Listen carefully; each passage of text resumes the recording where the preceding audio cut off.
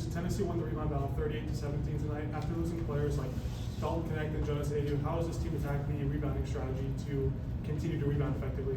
Well, it's a big part of what we talk about in our program.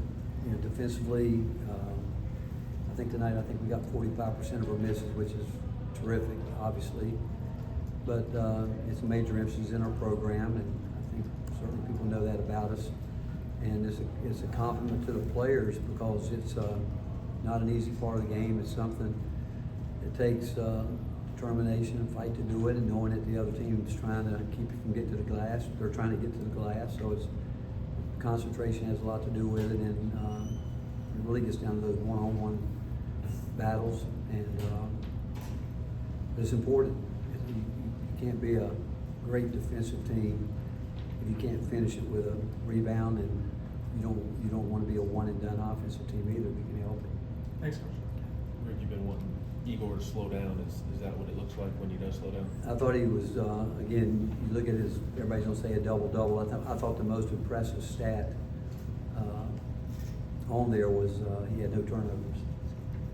And I really, a lot of respect for Montana, really well-coached team. And I thought they really exploited our defense early. We didn't,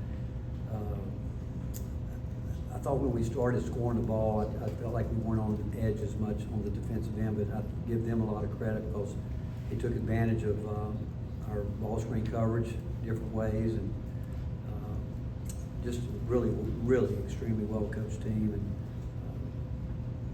it was a great, I mean, they were right there. I mean, obviously, second half, we had a terrific second half, but I mean, I was really impressed with them. We'll go Ryan, Rob, Mike, Wes. What Eagor created in the second half, have you seen much of that from him in the preseason? I have. It's just when he starts going too crazy, you know, where I thought tonight he saw the court. I thought that was a key in his difference in what he's been. I didn't think he forced anything really, maybe one drive, maybe, but I just thought he slowed down and he let his vision be a factor tonight, as opposed to just predetermining what he's going to do before he gets it, and what that means sometimes when he should shoot it, he was driving it, when he should have driven it, or, you know, he should have shot it, all that. I mean, I just thought he slowed down, kind of rewired his brain a little bit where he played at the pace that he needs to play at. Coach, how much do you like your post rotation right now? I mean, it seems like you got a nice complement of guys that you can all do a little different. Well, we got to get consistent there. That's the biggest key. We put the ball in there some, and we're losing it, and it's going to happen because there's just not a lot of room in there when people know you're trying to do that. And we've worked hard with our players trying to give them angles to catch it and get quick ups, as opposed to always having to, spin, put it on the floor, whatever they feel they need to gather themselves. They've got to do that work early. But we need more from JP. He's capable of doing it. We need him to do it. Felix, I thought he and Z got back to where the lob was there for some, and they went and got that done. And Eagor, as opposed to like standing in the corner, made a great back cut for a lob. Those kind of plays, we need those. But those four guys up front, we're counting on them. And two of them haven't played a lot, but based on, I told Kay I was disappointed in him tonight because I thought he made great strides against Louisville, but I didn't think he was nearly the factor tonight that I thought he would be. And we have high expectations for him, and so we need him to do it. But those four guys, we feel they'll continue to prove that we've got something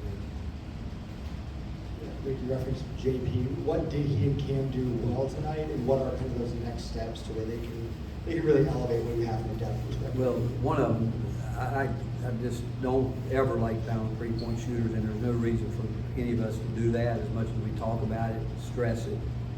That's concentration.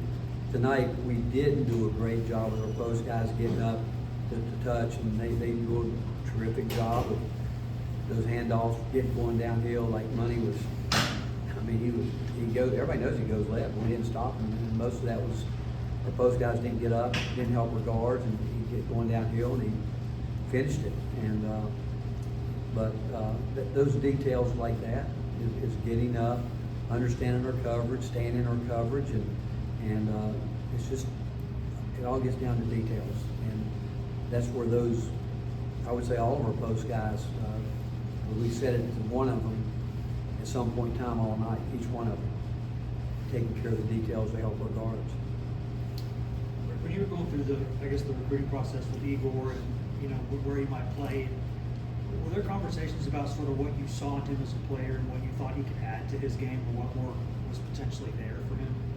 Yeah, we talked about it, and again, one of the reasons that Zakai turned it over so much Saturday was nobody took any pressure off of him. They just kept it up to him. And Eagor's a player that can do that. I mean, he can handle the ball, and which he has shown that. But where he changed his mindset tonight, I thought he made good plays as opposed to thinking every time it's in my hand I got to score, and or make something happen. I just thought he played in flow and made some really good passes, and he just, when we saw him, that's what we thought. We thought his versatility was the biggest thing that he could bring to us.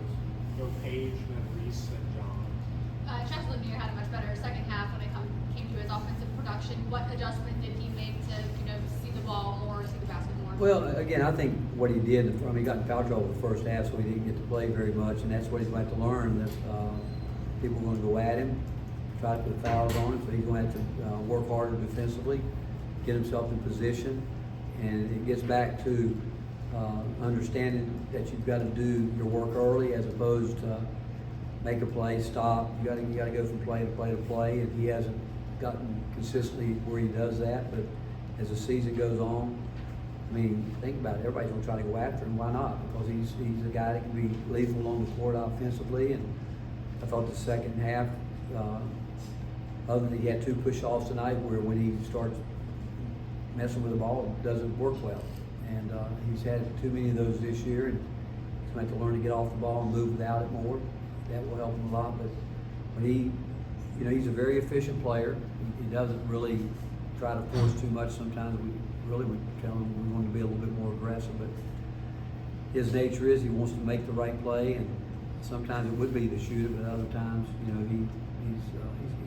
he's so conscientious of wanting to be a great teammate. And but when those guys have been talking to him about, hey, when you're open, you got to shoot it, and he can shoot it deep. Zakai Ziegler had 7 assists and 1 turnover. How much of that was because the offense was flowing better, and how much of it was him making good decisions? Well, I think the Saturday, like I said, the way they were pressuring him, making him work, because he's so disruptive. In the game. Defensively, he wreaks a lot of havoc with his ball pressure. What he's got to read by now, I told him tonight, like they're a good team, and he's got to fill guys out early, and some guys you're gonna be able to get into a little bit more than others. He's got to keep himself out of foul trouble, but he only knows one way to play, and that's full throttle.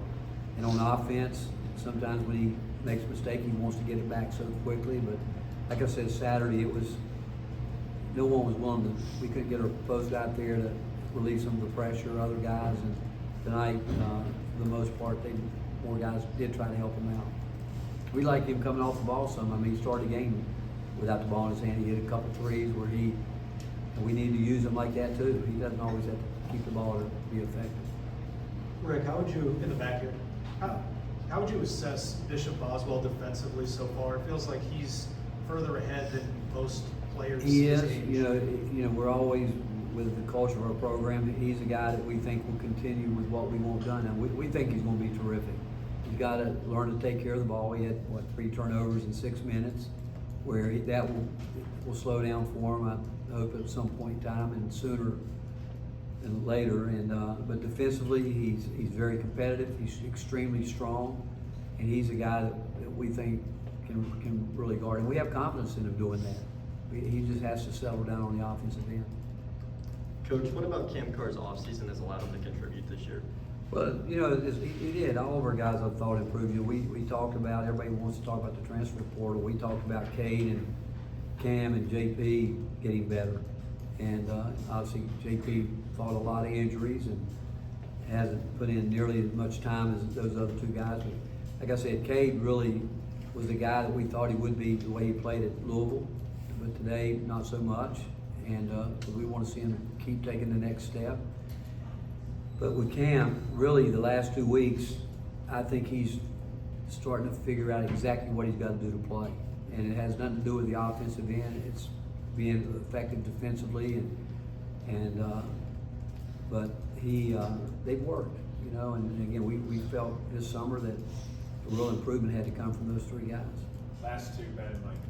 Rick, I was also gonna ask you about Bishop. Those 4 minutes or so he played late in the first half, was that simply a byproduct of the foul trouble, or do you think he is somebody that can help you right now? He's further No, along than maybe anticipated. I can tell you this, if he learns to take care of the ball, he will get minutes there because of, he's tough, he's competitive, and he wants to do the right thing, but he's just gotta slow down.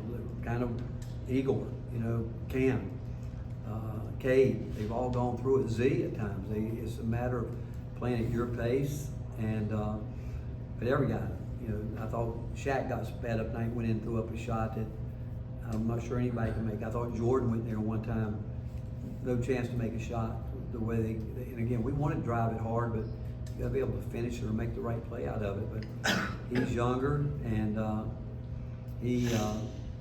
I mean, we're excited about Bish. We are. His teammates love him because he's competitive, plays hard every day. He wants to be good, and for that reason and that reason alone, he will be. Last one, Mike. Rick, you had Darlin Stone back in practice and kind of went through warm-ups today. How good is it to have him kind of back involved in that? And also, what's the latest on kind of his status and timeline? Who? Darlin Stone. You know, we're on his timeline. Wherever he feels, you know, it's strictly up to him, and he's been important to him, and he's been able to stay around his teammates. They love him, he loves them, but it's all on his timeline. Thanks, Coach. All right, thank you, guys.